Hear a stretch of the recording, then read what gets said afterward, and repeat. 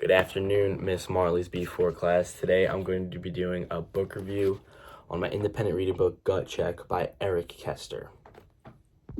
Okay, so let's hop into this. First, a quote from this novel that really stood out to me was when Brett said, "By everyone and everything." Now, you wouldn't think that this quote means a lot, but this was in response to Wyatt asking him about his concussion, and Brett was saying that no one is allowing him to feel anything nowadays. This is important because it shows how he feels so much pressure in the position he's in. You know, being the starter quarterback, having to be that guy for the entire school and the football team. And he just really feels pressure because everyone is depending on him. Now, a second quote is from when Wyatt says, "I looked at Brett, so lean and athletic, and I looked down at my stomach that used to be my tummy, but was now suddenly my gut." Now, this was on page 96. I really thought this quote was important because it shows how Wyatt really compares himself to his older brother Brett, being that Brett is, perfect, while Wyatt thinks he is not perfect. And it shows he has almost no confidence in himself because he's always comparing himself to his older brother. Okay, so let's get into the characters of this book. The main character is Wyatt. Wyatt, he is a very insecure type of person. His life at home is very toxic as his older brother ignores him because he really thinks he should be better than what he is, according to him. And his dad has a drinking problem because his mom left a couple of years ago because of the red tide. And he has very bad thoughts about himself. He doesn't like himself, but he doesn't know how to change. And that's really what his problem is. Even though he, gets on the varsity football team, starts becoming more popular, he still doesn't know who he is. He doesn't have a sense of identity for himself and doesn't really like who he is. Another main character is Brett Parker. He's the brother of Wyatt, and everyone wants to be him. Everyone thinks he's, the best guy. Every girl wants him. He gets all the girls.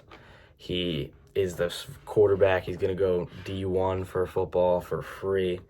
And, everyone thinks nothing is going wrong with his life.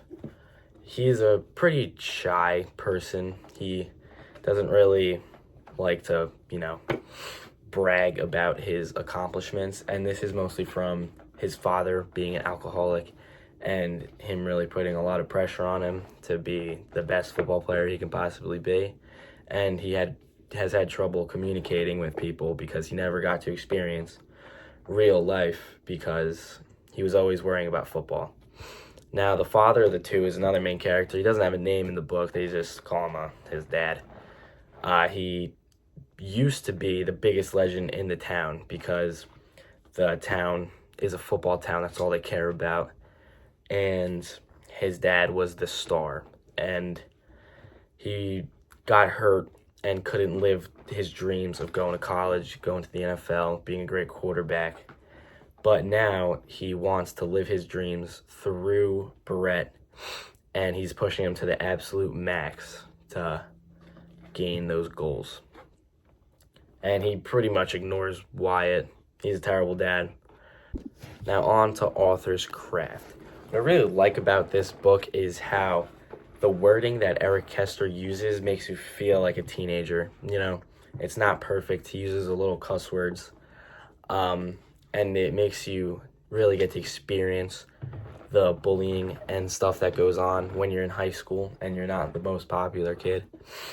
And he also uses a lot of symbolism because he is always saying things that mean things to Wyatt about comparing himself to other things. Like he's always looking at the mascot and being like, "I shouldn't be on the varsity field. I should be out there because I'm not good enough to do any of this stuff." It's just a lot of symbolism that he uses. And he also compares the town that he lives in, the very blue-collar town, to other towns.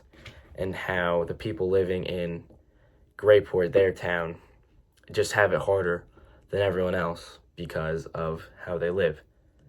And that is really inspiring. Setting of this book is Grayport, Connecticut. Overall, Grayport is this blue-collar town that is pretty much their entire way of making money is just fishing. And it creates a very depressing and tough vibe for the book because it always feels like there's this fog around that just makes people sad. No one's happy. But the only good thing, I should say, about their town is the football team. Their football team is always good. It's their only sense of pride and joy because it's the only thing they got going for them. About halfway through the book, it keeps getting worse. They get infected by this terrible disease called the red tide that destroys their environment and everything because they can't fish. And that's all the things they can make money with. So, as what I'm saying is, as the book progresses, just things keep getting worse and it's not looking good for them. A quote that I found that supports this is on page 2 and why it says, "Grayport doesn't have much to be proud of besides our football team and our general aura of blue-collar toughness." And that really shows what it's like to live in Grayport, Connecticut. One of the central ideas of this book is pretty much just living up to expectations, whether it's other people's for yours or yours for yourself.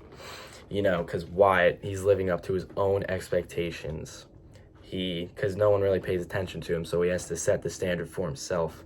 He's always comparing himself to his brother and other people that, like his dad, that have really been successful, and he is always just feeling, man, I can never be like them. And Brett, he's always trying to live up to other people's expectations, especially his dad's, because other people are setting the bar for him. So overall, I'm not done with this book yet. I'm on page 270, so I have this much left. I'm very close to finishing. But I really like how this book is going. I only have 30 pages left, so I really like to see how it unfolds. So if you want to experience the journey of Wyatt Parker, then I highly recommend this book, Gut Check by Eric Kester.